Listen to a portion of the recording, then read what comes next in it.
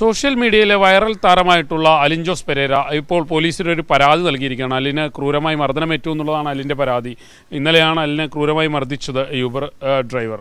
എന്തായാലും അലിനോട് തന്നെ കാര്യങ്ങൾ ചോദിക്കുക. അലിന് കാര്യമായി മർദ്ദനമേറ്റു, ഇടി കിട്ടിയോ, എന്താ സംഭവിച്ചത്? ഞാൻ ആരെയും അങ്ങനെ ഉപദ്രവിക്കാൻ പോകാറില്ല. പിന്നെ എന്തിനാണ് ഇങ്ങനെ എന്നെ ഉപദ്രവിക്കാമെന്ന് എനിക്ക് അറിയാൻ പാടില്ല. കാരണം ഞാനൊരു ചേട്ടനെ പോലെ കണ്ടൊരു, എനിക്ക് സ്വന്തമായിട്ട് ചേട്ടന്മാരില്ലെങ്കിൽ പോലും ഒരുപാട് കസിൻസ് ആൾക്കാരെ പോലും നമുക്ക് ഇപ്പോൾ കൂടെയില്ല. പക്ഷേ ആശിഷ് എന്ന് പറഞ്ഞ വ്യക്തി ഒരു ചേട്ടനെ പോലെയായിരുന്നു 2 വർഷമായിട്ട്.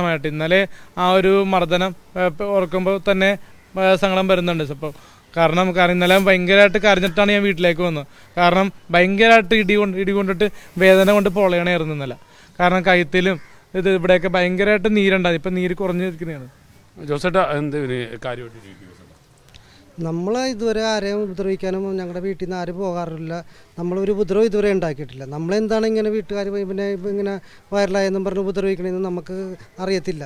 ഇന്നലെ ഇവൻ്റെ ആ കരച്ചിൽ കണ്ടപ്പോൾ തന്നെ ഓടി, നമ്മൾ കിടന്ന് ഉറങ്ങണമായിരുന്നു. അപ്പോൾ ഇവൻ കരഞ്ഞിട്ടാണ് ഓടി വന്നേക്കണത്. അപ്പോൾ ആ പെട്ടെന്ന് എന്ത് ചെയ്യണമെന്ന് നമുക്കറിയത്തില്ലല്ലോ ഇവൻ്റെ ഈ കരച്ചിൽ കാണുമ്പോൾ.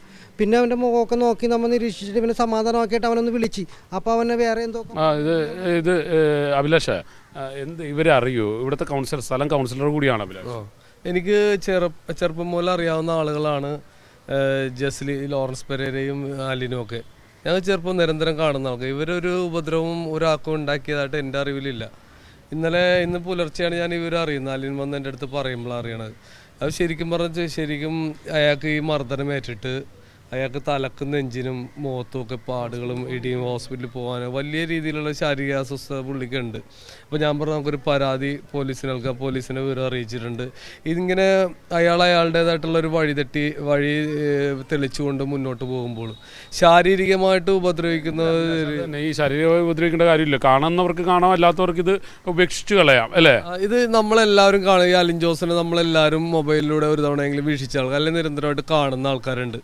ആവശ്യമില്ലാത്ത ആൾക്കാർക്ക് അത് സ്കിപ്പ് ചെയ്ത് പോകാനുള്ള ഓപ്ഷൻ നമ്മുടെ തന്നെ ഉള്ളപ്പോൾ എന്തിനാണ് ഇങ്ങനെ ശരിക്കും കാറിൽ പൂട്ടിയിട്ട് മർദ്ദിച്ചെന്നാണ് ഇങ്ങനെ പറഞ്ഞത്. ലാസ്റ്റ് ആ ലോക്ക് തുറക്കാൻ പണി വിട്ട് അവിടെ നിന്ന് ഇറങ്ങി ഓടി വേറെ യൂബർ വിളിച്ച് വീട്ടിലേക്ക് വന്നൊരു ഇതൊരു ശരിയായ നടപടിയല്ല. കാരണം ഒരു ചെറുപ്പക്കാരനെ കാര്യമായി തന്നെ മർദ്ദിക്കുന്നത്, അത് ഇന്നലെ അയാൾക്ക് ഉറങ്ങാൻ കഴിഞ്ഞിട്ടില്ല എന്നുള്ളതാണ് പറയുന്നത്. എന്ത് അഭിപ്രായ വ്യത്യാസങ്ങൾ പലതും ഉണ്ടാകും. നമുക്ക് ഒരാളെ ഇഷ്ടമല്ലായിരിക്കും, ചിലപ്പോൾ ഇഷ്ടമാകാം. അതിന് പേരിൽ അയാളെ മർദ്ദിക്കുക എന്ന് പറയുന്നത് ശരിയായ ഒരു സമീപനമല്ല. അയാൾക്ക് കാര്യമായി മർദ്ദനമേറ്റിട്ടുണ്ട്. അയാൾക്ക് ഇന്നലെ ഉറങ്ങാൻ കഴിഞ്ഞിട്ടില്ല. കാരണം ഈ മർദ്ദിച്ചത് മാത്രമല്ല, അയാളെ ഒരു കാറിൽ പൂട്ടിയിട്ട് അയാളെ മർദ്ദിച്ചു എന്നുള്ളതാണ്. രക്ഷപ്പെടാൻ പോലും കഴിയാത്ത രീതിയിൽ അയാളെ മർദ്ദിച്ചു. ആ ഒരു രീതി ശരിയായ രീതിയല്ല. കൃത്യമായ നിയമ നടപടി ഉണ്ടാകുമെന്ന് തന്നെയാണ് പ്രതീക്ഷിക്കുന്നത്.